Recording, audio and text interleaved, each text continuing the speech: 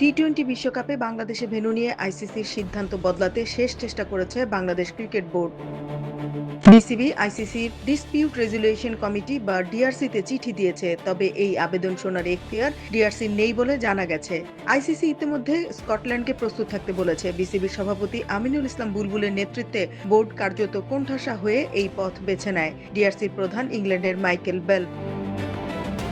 বাংলাদেশের অন্তর্বর্তী সরকার এবং ক্রীড়া উপদেষ্টা আসিফ নজরুল আগেই ঘোষণা দেন নিরাপত্তাজনিত কারণে দল ভারত সফর করবে না। আমাদেরকে অযৌক্তিক প্রেসার প্রয়োগ করে, অযৌক্তিক চাপ সৃষ্টি করে আমাদেরকে ভারতে খেলাতে বাধ্য করা যাবে না। এই অবস্থান আসে সিনিয়র পেসার মোস্তাফিজুর রহমানকে বিসিসিআই এর নির্দেশে কলকাতা নাইট রাইডার্সের স্কোয়াড থেকে বাদ দেওয়ার পর।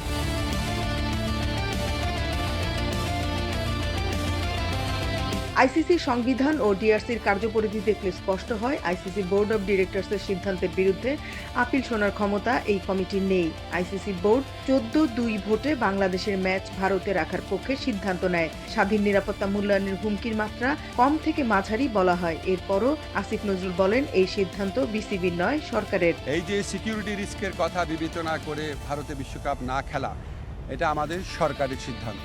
ডিআরসির কার্যপরিধির 1-3 ধারায় বলা আছে, এই কমিটি আইসিসি বা আইসিসির অধীনে গঠিত কোনো সংস্থার সিদ্ধান্তের বিরুদ্ধে আপিল শুনবে না।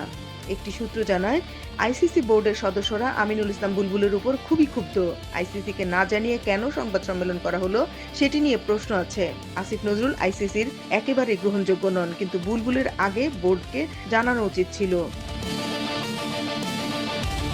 News desk, NY71, new York.